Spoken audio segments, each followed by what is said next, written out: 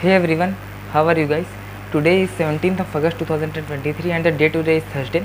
Today marks the 26th day of my hashtag 30 days of talking to camera challenge, and it makes me feel very happy since I have only 4 more days left to complete this challenge. Now, before wasting any time, let's start the video for today. Before talking in this video, let me tell you something about what I am going to talk about and what I used to talk about in my videos. I usually talk about data structures and algorithms, or else I talk about whatever thing I like. Like I can talk about literally anything because my main focus is not on providing the content, rather my main focus is to talk in front of the camera for 30 days straight.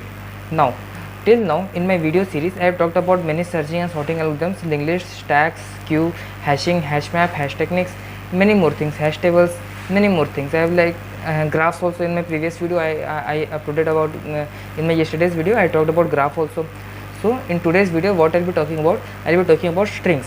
I will be basically focus on my main focus would be on Java language, since I apply data structures and algorithms using Java. But for you, I prefer you can use any other language of your whichever language you want. It's totally up to you. The syntax is only the difference, but the concept in almost all the language is actually very similar. Now let's talk about what are strings. So string in Java language is basically a character of array. We use string algorithm in so many tasks. When we are using some copy paste, some string replacement and some string search. When we are using some directory program, we are using string algorithms. When we are searching something in Google, we are passing some information that is also a string, and that will further convert and processed by Google. So this chapter is very important for the interview point of view, as many interview problems are from this chapter only, that is from strings only. Now let's move forward.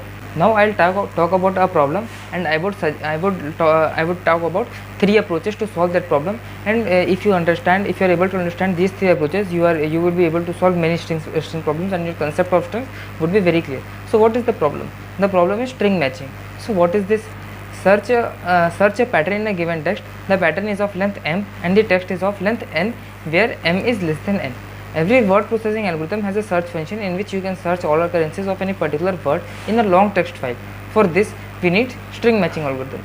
So what is our first approach? So first approach would be our brute force approach, which would take big O of n squared. So what this brute force approach will do?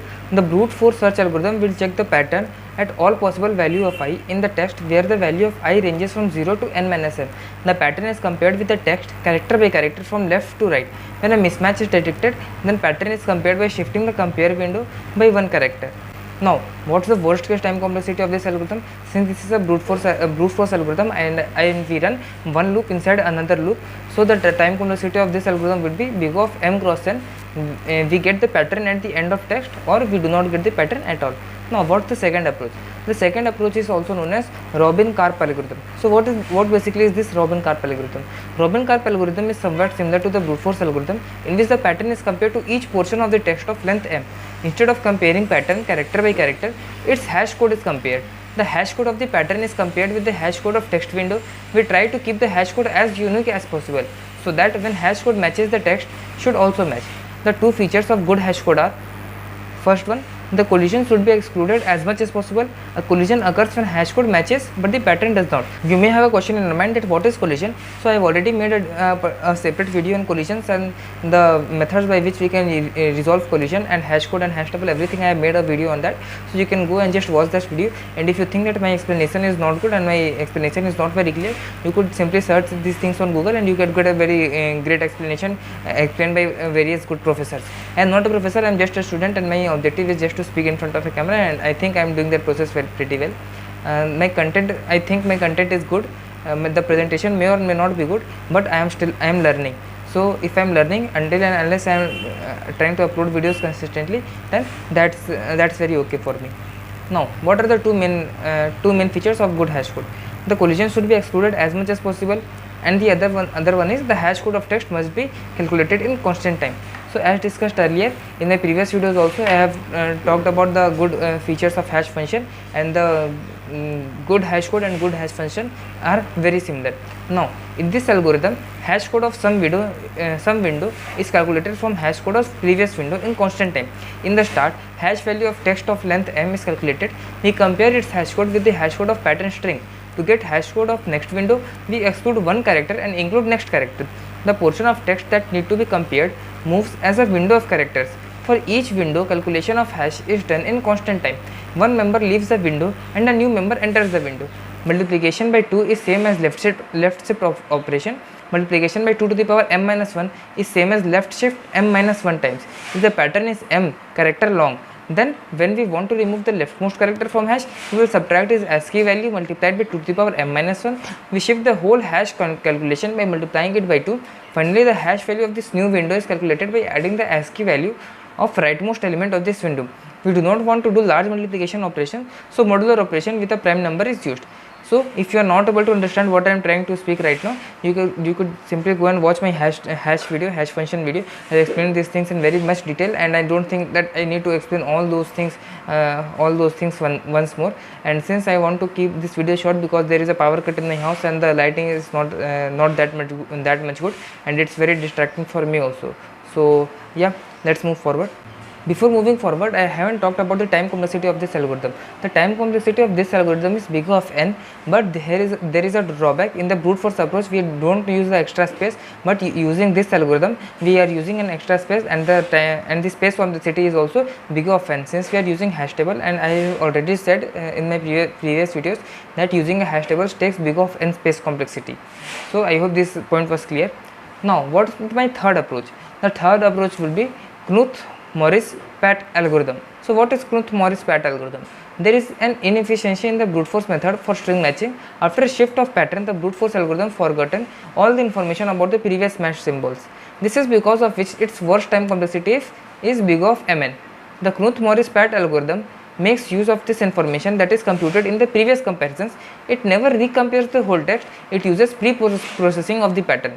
The pre-processing takes big of m time, and whole algorithm is big of n. Pre-processing step, we try to find the border of the pattern at prefix of the pattern. So what is a prefix? So a prefix is basically a string that comes at the beginning of the string. What is a proper prefix? A proper prefix is a prefix that is not the complete string. Its length is less than the length of the string. What is suffix? A suffix is a string that comes at the end of the string. What is a proper suffix? A proper suffix is a suffix that is not a complete string. Its length is less than the length of the string. So a suffix could be equal to a string also, or it could be equal to it could be less than a string also. So proper suffix is that suffix which length is less than the length of the string. And a prefix could be equal to a string also, and it will be equal to less than a string also.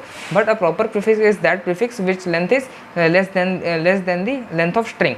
Now prefix is something that occurs at the starting of the string, and suffix is something that occurs at the end of the string. I hope this was clear. Now let's talk about border. So what is the border of a string?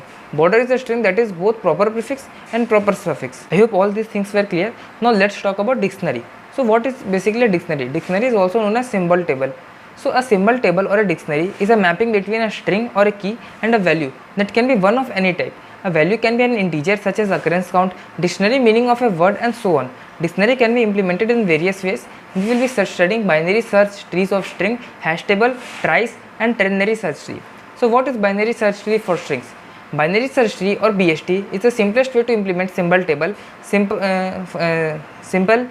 search function can be used to compare two strings. If all the keys are random and tree is balanced, then on average key lookup can be done in big O of log n time complexity. Now let's talk about what is a hash table.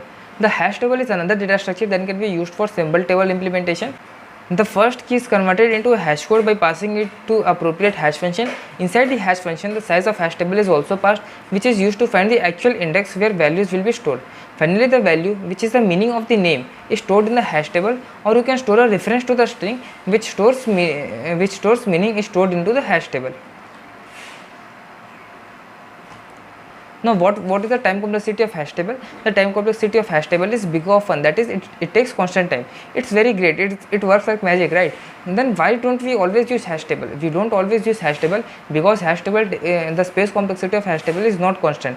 The space complexity of hash table is big of n, and the other algorithms doesn't have big of n space complexity, or rather they don't have any space complexity at all. The space complexity is constant. So that's why hash table is not always preferred. Now let us suppose we want to implement autocomplete of box feature of Google search. When you type some string to search in Google search, it proposes some complete string even before you have done the typing. BST cannot solve this problem as related strings can be found in both right and left subtree. The hash table is also not suited for this one job. One cannot perform a partial match or range query on a hash table. Hash function transforms string to a number. Moreover, a good hash function will give a distributed hash code even for partial string, and there is no way to relate two strings in a hash table. Trie and ternary search tree are special kinds of tree that solve partial match and range query problem efficiently. Now, what is a trie? Trie is a tree in which we store only one character at each node. The final key value pair is stored in a leaf. Each node has r children, one for each possible character. For simplicity purpose, let us consider that the character set is 26, corresponds to different characters of English alphabets. Trie is an efficient data structure. Using trie, we can search the key in big of n time, where m is the maximum number of maximum string length. Trie is also suitable for solving partial match and range query problem. Now, ternary search trie. So what basically is a ternary search tries? Tries have a very good search performance of big of m, where m is the maximum search of the search string. However, tries have a very high space requirement. In every node, trie contains pointers to multiple nodes which are pointer corresponds to possible characters of the key. To avoid this high space requirement, ternary search trie or TST is used. A TST avoids heavy space requirement for traditional trie, still keeping many of its advantages. In a TST, each node contains a character and end of key indicator and 3 pointers. The 3 pointers are corresponding to current char hold by the node, characters less than character greater than. Time complexity of ternary search tree operation is proportional to the height of the ternary search tree. In the worst case, we need to traverse up to 3 times length of the largest string. However, this case is rare. Therefore, TST is a very good solution for implement symbol, table, partial match and range query. So I hope all these things are clear. To be honest, I don't exactly know these concepts very well. That's why I was not able to look into the camera, and I was directly reading from the script which I have written in my laptop screen. So please forgive me for that. Since my main objective was to speak in front of the camera consistently, that's why I was recording the videos. Otherwise, I would have given more time in understanding these concepts. But I promise in future I will record one more video after understanding these concepts pretty well, and I will try to make you guys also understand these videos, like how is things, how tries, how ternary search tries, everything is working. So please hold on with that, and please forgive me if you feel like that I am doing some sort of cheating or any wrong thing.